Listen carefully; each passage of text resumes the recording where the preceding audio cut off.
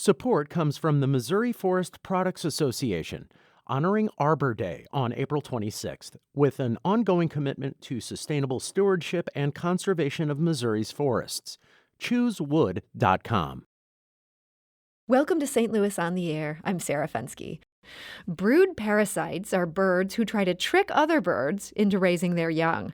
To stressed out parents, that might sound pretty tempting. Just drop off your eggs in another parent's nest and get them to do the hard work. But it's more than just a lazy bird's lucky day. It's also a great way to ensure the survival of your young. And a new study that comes out today in Nature Communications makes clear just how strategic these birds' work can be. The study's lead author is Washington University professor Carlos Botero. He is an assistant professor of biology in arts and sciences, and he joins us today. So, Carlos, welcome to the show. Thank you for having me, Sarah. So is it fair to say that brood parasites are basically birds looking for foster parents to raise their young? Yeah, I think that basically that is a correct appreciation. And so what's an example of a bird who does this? So around here we have things like cowbirds, which can parasitize over 300 different host types. So there are 300 different types of nests they might decide to just drop their eggs off there? Yes, so they can lay their eggs in any of 300 different species nests. So that's a local bird doing this. How common is this in the avian world? Brood parasites are about 1% of all the known species of birds, and they parasitized around roughly 20% of the 10,000 or so species that we know about birds. So they're dropping off these eggs. Are the host birds ever aware that these aren't their offsprings? How do they react to having a strange egg within their nest? In some cases, they are. Actually, there's a very strong arms race between the parasites and their hosts, because obviously the hosts do not want to waste energy and resources raising the kids from somebody else. Some species, for example, some host species, for example, reject the nest altogether when they realize there's an extra egg they did not lay. Some others have developed markings in their own eggs so that the parasites have had to counter-develop markings that resemble those. Some other species even kind of have like these special markings in the beak of their young, so that when they're born and they can look at these beaks, they can tell which offspring are theirs and which ones are not. So there's a lot of counter adaptations in which there's a fight going on between the host and the parasites to try to, one is trying to sneak the eggs in, the other one is trying to block it off. That's fascinating. And you mentioned the idea of the host parents end up rejecting the nest. They don't just reject the one egg, they just abandon everybody? Well, it depends. Some hosts, for example, are only able to tell, or as far as we can tell, some hosts are only able to tell that there's a new nest, and then it's simpler to just abandon entirely that project, build a new nest, and start again. Some others are more discriminatory. They can actually see the eggs and realize that there's something weird. But there's some others that just do not notice, or they just cannot figure out that there's something weird going on, and they end up raising the parasitic chick all the way to fledging. So this is such an interesting world. This new study that you have out today, you set out to look at a particular piece of this. What were you interested in studying here? Well, so the interesting thing about laying your eggs in somebody else's nest is that you have absolutely no control over what's happening once the egg is out. And we were wondering whether environments that are very unpredictable in terms of both the host behavior and the way in which the climate parameters change over time, we were wondering whether that uncertainty could influence the decisions that parasite moms are making. Specifically because if you had some information that would allow you to tell which the best potential host for a given habitat is, then you should always make sure that you only parasitize that host and that host only. But in many cases, that information is not available at all. And the next best thing that you have to do is figure out how, with all this uncertainty, with all these choices that you have, how to make the best out of a bad situation. So the study basically was trying to address whether we could detect any changes in the diversity, meaning the different kinds of Oh, Carlos, you were sounding great, and all of a sudden you're kind of coming in fuzzy. Can you still hear me? I think we're having some problems with your connection. I'm not 100% sure. You sounded so great there just a minute ago. Can you just say something else so we can see if we can hear you? No, I believe that we have lost Carlos Botero. We're going to call him right back. I'm sure, like me, you're absolutely riveted by what he's describing here. And we're talking about brood parasites. Turns out about 1% of birds do this, where they're actually dropping their eggs in somebody else's nest. And in some cases, many other types of birds' nests. Sort of a fascinating thing. And as Carlos was describing, there's many different ways that birds react to having their nest penetrated by a different species of bird.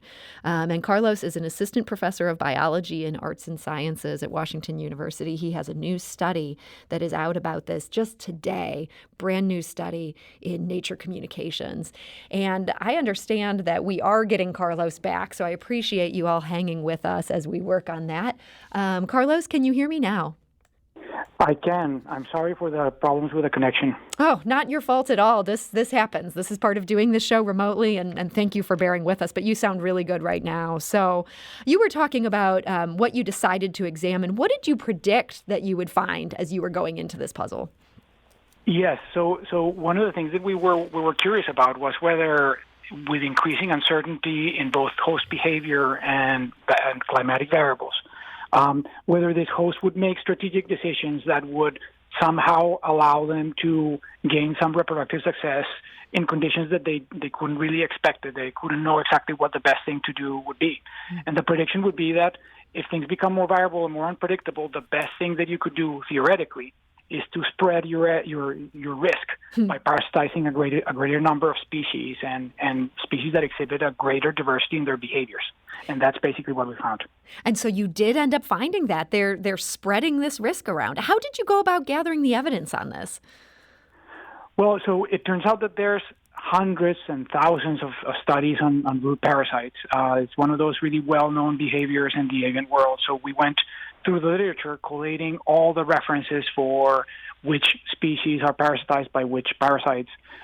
We also went through climatological data to figure out how variable and how unpredictable the different environments were in terms of both rainfall regimes and temperature changes. And then we also added a series of other variables that could be important for the decision of how many hosts you have. Like, for example, we looked at behaviors of the host, like how they construct their nest. Do they have an open nest or a closed nest, which might be easier, less easy to predate.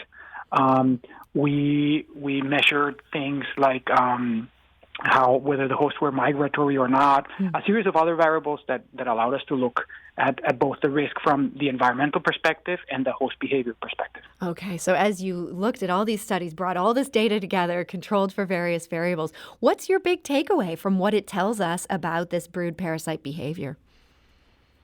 Well, basically, these guys are a shining example of how you deal with an environment that you cannot predict. As I said before, you would expect that if you knew what the best thing to do, what the best option to take, that if you knew that beforehand, that's exactly what you should do. But when you can't, when there's no information available, the next best thing that you can do is diversify your risk. And that's exactly what hedge fund managers do in the human world when you don't know which stocks are going to do better or when they're going to change. Typically what they do is that they have a portfolio that they manage so that when some stocks falter and others do well, over time, they end up making much better money than just choosing one option and sticking with it. So these savvy birds, they are basically the hedge fund managers of the avian world. I love that. As we're dealing with a climate that is increasingly in flux and other changes, what do you think this means now that you know this is how it changes their behavior? Well, these kinds of projects help us address not just things specific to brood parasites, but also much larger questions about how, as you say, how species could deal with climate change. And one of the things that we know, for example, is that a lot of the diversity of parasites is currently under threat with the changes that we're experiencing in our weather patterns across the world. So understanding a little better how they behave and how they deal with risks and how complex interactions between species like the ones we were looking at, how they result in different evolution adaptations that can help us better predict what's going to happen and better take action when it's needed.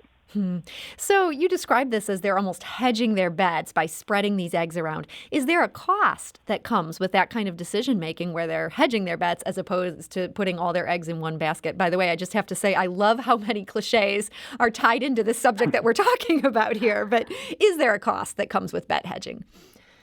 Yes, there is. So as I said before, if somehow you had inside information that would tell you exactly what the best option would be, you could do much better by just sticking with that option. Mm-hmm. So oftentimes when you diversify your behaviors, what ends up happening is that a lot of the things that you chose are not the ideal thing to do.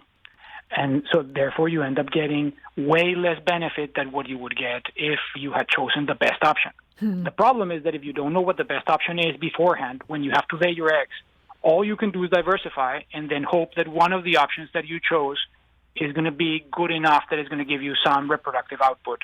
And that over time, and if you keep doing that, then you're going to end up having much more benefit overall than if you had just chosen one thing. So the cost basically is, on a given year, you're never going to do as good as you could have if you had known in advance what you should do. But across years, you are definitely going to do much better than if you had stuck to one choice. Well, it's fascinating to think about these adaptations and this bird behavior, not to get into another cliche, but we think of birds as being bird-brained.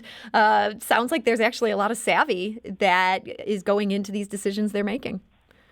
That is true. In fact, the cliche of bird brain is actually very, very outdated. It turns out that birds can have incredible cognitive capacities. They can do things that we formerly considered were just kind of like only humans that could do them. Like crows can solve puzzles, they can remember, they can plan, they can have friendships.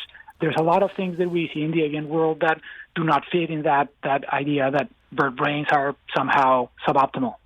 Well, it's been fascinating learning where the cliches are right, where the cliches are wrong, and what the birds are up to. So, Carlos Botero, I want to thank you so much for joining us today. Sarah, thank you for having me, and sorry for the problems with the connection.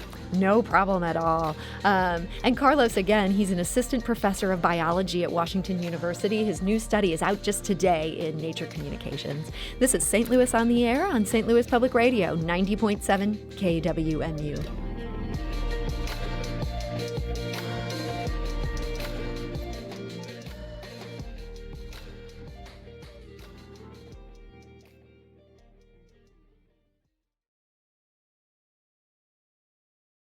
Support comes from the Missouri Forest Products Association, honoring Arbor Day on April 26th, with an ongoing commitment to sustainable stewardship and conservation of Missouri's forests. ChooseWood.com.